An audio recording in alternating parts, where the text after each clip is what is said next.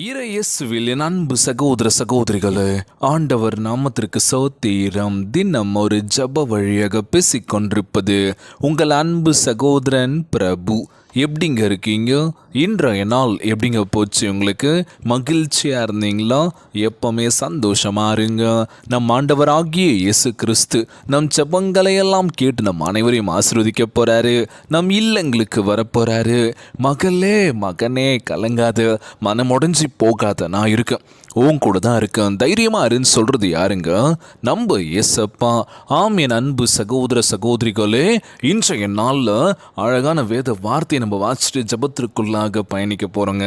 தொடக்க நூல் 28ஆம் அதிகாரம் இறை திருவசனம் 15 சொல்லப்பட்ட வார்த்தை என்ன அப்படின்னா, நான் உன்னோடு இருப்பேன், நீ எங்கு சென்றாலும் உனக்கு நான் காவலாய் இருந்து இந்த நாட்டிற்கு உன்னை திரும்பி வர செய்வேன். ஏனெனில் நான் உனக்கு வாக்களித்ததை நிறைவேற்றும் அளவும் உன்னை கைவிட மாட்டேன் என்று நாம் ஆண்டவராகிய இயேசு கிறிஸ்து வாக்கு கொடுத்திருக்கின்றார். யார் நம்ம கூட இருக்க போறா? நம்ம ஆண்டவராகிய இயேசு கிறிஸ்து. எங்கு சென்றாலும் சரி, நான் உனக்கு கூட பக்கபலமாக இருப்பேன்னு சொல்கிறார்ல. இன்றைய நாளில் நம்ம கூட எவ்வளோ பேர் இருந்திருக்கலாம், ஆனால் இப்போது யாருமே இல்லைல்ல. உண்மையாக இருக்கிறாங்களான்னு அப்படின்னு பார்த்தோம் அப்படின்னா, என்ன விட சொல்கிறீங்க? உண்மையாக யார் இருப்பான்னு பார்த்தா யாருன்னு சொல்கிறதுன்னு தெரியலையே. எல்லாம் நல்லவங்க மாதிரி பேசுகிறாங்க, நல்லா பழகுறாங்க, எல்லா விஷயம் ஷேர் பண்ணுறாங்க, ஆனால் திடீர்னு மறைஞ்சிடுறாங்கல்ல. இன்னும் நம்ம கூட இருந்தவங்க யாருமே இல்லைல்ல. ஐயோ, இவங்களை நான் ரொம்ப மிஸ் பண்ணுறேன் அப்படின்னு சொல்லி, இந்த நேரத்தில் நம்ம மிஸ் பண்ணுற யார் அப்படின்னு சொல்லி நினைவுபடுத்தி அவங்களுக்கு நம்ம செபிக்கலாமா? என் கூட தான் பிரதர் இருந்தாங்க, நல்லா பேசுகிறாங்க, நல்லா பழக, நல்லா உதவிலாம் செஞ்சுருந்தாங்க, ஆனால் இப்போ டக்குன்னு காணோம் பிரதர். அவங்க நான் எங்கேயோ தேடிட்டுருக்கேன், எங்கே கிடைப்பாங்கன்னு தெரியல. கான்டாக்ட் பண்ணி பார்க்குறேன், போக மாட்டுது, ரீச் ஆகலை, எங்கே போனாங்கன்னு தெரியல. இன்றைக்கி நம்மளுடைய வாழ்க்கையில் நிறைய பேர் உதவி பண்ணியிருக்கலாம், திடீர்னு காணாமல் போயிருக்கலாம்ல. ஸோ நம்ம வாழ்க்கையில் அந்த மாதிரி இருந்தாங்கன்னா கண்டிப்பாக அவங்க எங்கே இருந்தால் நல்லா இருக்குன்னு நம்ம ஜெபிக்கலாமா? ஏன்னா திடீர்னு வருவாங்க, திடீர்னு காணாமல் போயிடுவாங்க. ஆனால் ஏதோ ஒரு மூலை முடுக்கில் ஏதோ ஒரு விஷயம் பண்ணிகிட்ருக்காங்களோ. நம்ம வாழ்க்கையில் இது மாதிரி தாங்க. எத்தனை பேர் வந்திருக்கலாம், எத்தனை பேர் போயிருக்கலாம். ஸோ எல்லாருக்கும் நம்ம ஜெபிக்கலாம். நம்ம கூடவே இருக்கணும்னா இருக்க முடியாதுல்ல.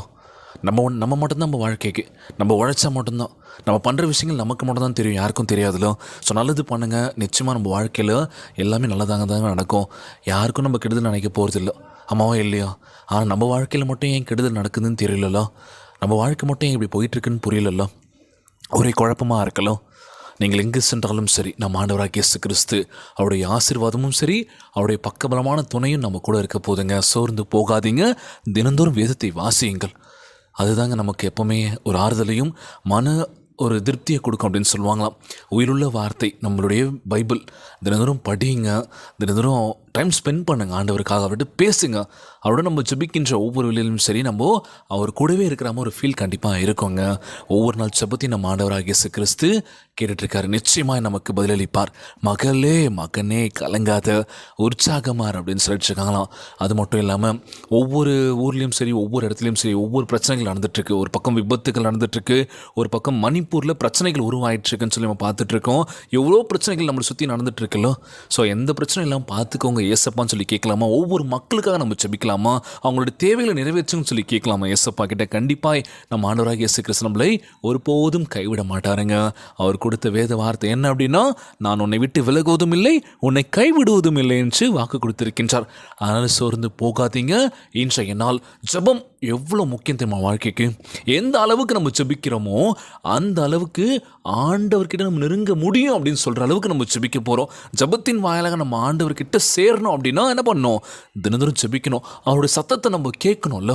நம்ம வாழ்க்கையில் எவ்வளோ விஷயங்கள் தேவையில்ல, நிறைய தேவை இருக்குது. கொஞ்சம் நஞ்ச தேவைகள் இல்லை, நிறைய எக்கச்சக்கமாக இருக்குது. நிறைய கேட்கணுமா கேட்கக்கூடாதா? கண்டிப்பாக கேளுங்க, அதை நீங்கள் பெறுவீங்க. எப்போ அது நடக்கும்ன்றது தெரில, கண்டிப்பாக நடக்குங்க. உங்களுடைய ஜெப விண்ணப்பங்கள் நம்ம ஆண்டவராகிய இயேசு கிறிஸ்து கண்டிப்பாக கேட்டுட்ருக்காரு. நம்ம வாழ்க்கையில் அற்புதங்களை செய்ய காத்துட்ருக்காரு. நம்ம என்ன பண்ணணும்? ஆயத்தமாக இருக்கணும். எது நடந்தாலும் ஓகே, நன்மைக்குன்னு சொல்லி கடந்து போங்க. எப்போ என்ன நடக்குன்றது யாருக்குமே தெரியாதுല്ലോ. ஸோ இன்றைய பொழுது எப்படி போச்சு அப்படின்னு கேட்டால் சொல்லுவீங்க, பிரதர் போங்க பிரதர், எப்பவும் போல தான், கொஞ்சம் என்னென்னா கடுப்பாக தான் போச்சு, என்ன பண்ணுறதுன்னு தெரியல, இப்படியே போயிடாதுல்ல. நாளைக்கு மாறும், நாளை மறுநாள் மாறும், கண்டிப்பாக மாறுங்க. இப்படியே இருக்க போகிறது இல்லை. உற்சாகமாக இருங்க. உங்கள் மேலே நீங்கள் 100% நம்பிக்கை வைங்க. அது போதுங்க. அடுத்தவங்க சொல்கிறாங்க அது பண்ணலான்னு பண்ணாதீங்க. உங்களுக்கு தோணுதா கண்டிப்பாக பண்ணுங்கள். நீங்கள் தான் வாழ்க்கையில் பெஸ்ட் அப்படின்னு சொல்லி ஒவ்வொரு விஷயத்தையும் நீங்கள் பண்ணிக்கிட்டே இருந்தீங்கன்னா கண்டிப்பாக ஜெயிக்கலாம். இன்றைய நாள் ஜெபம். உலகில் வாழ்கின்ற எல்லாருக்கும் நம்ம ஜெபிக்க போகிறோம். ஜெபத்திற்குள்ளாக பயணிப்போமா? எங்களை மிகவும் அதிகமாய் நேசிக்கின்ற அன்புள்ள ஆண்டவராகிய இயேசுவே, இன்றைய நாள் வாக்குறுதி வசனத்திற்காக நன்றி ராஜா. ஆண்டவரே, உம்முடைய சித்தத்தின்படி எங்களை வழிநடத்துவதாக கொடுத்திருக்கும் வாக்கு தத்தத்திற்காக உம்மை சோத்தரிக்கின்றனப்பா. இப்பொழுதும் எங்கள் வாழ்க்கையை உம் அன்பின் கரங்களில் முற்றிலுமாக ஒப்படைக்கின்ற தகப்பனே, உம்மோடு அதிக நேரம் செலவிடவும் அனுதினமும் ஜெபிக்கின்ற வல்லமை தர வேண்டும் என்று கெஞ்சி மன்றாடுறோம்ப்பா. உம்முடைய திட்டத்தின்படி நாங்கள் நடக்க விரும்புகின்றோம் ராஜா. ஆகவே உம்முடைய சத்தத்தை கவனமாய் கேட்கவும் உம்முடைய வழிகாடுதல் நடக்கவும் எங்களுக்கு உதவி செய்வீராக. நீர் வாக்கு தத்தத்தை காணுகின்ற தேவனாய் இருக்கின்றப்பா. உம்முடைய வார்த்தையாகிய வேதத்தின் மூலம் எங்களுக்கு கூறியிருக்கின்ற எல்லா வாக்கு தத்தங்களையும் நிறைவேற்றுவீர் என்று நம்புகிறேன் ஏசப்பா. எங்கள் ஆயுள் முழுவதும் உம்முடைய ஆசீர்வாதம் கரம் எப்போது இருக்க வேண்டும் என்று கேட்கிறாண்டவரே. இந்த ஜெபத்தை கேட்டுக்கொண்டிருக்கின்ற அன்பு சகோதர சகோதரிகள், என் அன்பான உறவுகள் எல்லோரையும் பார்த்துக்கோங்கப்பா. யாருக்கு எந்த கஷ்டங்கள் துன்பங்களை கொடுத்துறாதீங்க ராஜா.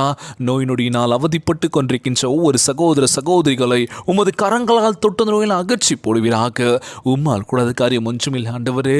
எல்லோரையும் பார்த்துக்கோங்கப்பா. இன்றைய நாளில் நீங்கள் கொடுத்திருக்கின்ற வாக்கு தத்தம், நான் உன்னோடு இருப்பேன் என்று சொல்லியிருக்கீங்க ஏசப்பா. எங்கள் கூட இருந்து எங்கள் வாழ்க்கை நிலைமை மாற்றுவீர் என்று நம்புகிறேன் ஆண்டவரே. படித்து முடித்து வேலை வாய்ப்புக்காக காத்து கொண்டிருக்கின்ற ஒவ்வொரு இளைஞர்கள் இளம் பெண்களுக்கு நல்ல ஒரு வேலை வாய்ப்பு ஏற்படுத்தி தர வேண்டும் என்று கேட்கிறேன் ஆண்டவரே. கணவன் மனைவிக்குள்ள ஒற்றுமையை கொடுங்க, சமாதானத்தை கொடுக்க வேண்டும் என்று கேட்கிறேன் ஏசப்பா. யாருக்கு அந்த கஷ்டங்கள் துன்பங்களை கொடுத்துறாதீங்க ராஜா. ஒவ்வொரு குழந்தை செல்வங்களை ஆசீர்வதிங்கப்பா. எல்லோரையும் பார்த்துக்கோங்கப்பா. உமக்கு முன்பாக கண்ணீரும் கவலையுமா ஜெபிக்கின்ற வேலையில் கண்ணீரை தொடங்க ராஜா. கவலையெல்லாம் அகற்றி போடுங்கப்பா. எங்கள் வாழ்க்கை நிலைமை மாற்றுங்கன்னு சொல்லி கேட்குறோம் ஆண்டவர். நிச்சயம் மாற்றுங்கப்பா. பொருளாதாரத்தில் உயர்த்துங்க ஆண்டவர். எந்த பிரச்சனையும் எங்கள் கிட்ட நெருங்க விடாதபடி பாதுகாத்துக் கொள்ள வேண்டும் என்று கேட்கிறேன் ஏசப்பா. எல்லோரையும் பார்த்துக்கோங்கப்பா. இன்றைய நாள் ஜெபம் இயேசுவின் விலையேற பெற்ற நாமத்தினாலே ஜெபிக்கின்றேன் நல்ல பிதாவே. ஆமேன், ஆமேன். இயேசுவுக்கே புகழ், இயேசுவுக்கே நன்றி. மரியே வாழ்க. God bless you all. தொடர்ந்து ஜெபியுங்கள், வேதத்தை வாசியுங்கள். ஆண்டவர் நம்மோடு கூட இருக்கின்றார். மரியே வாழ்க.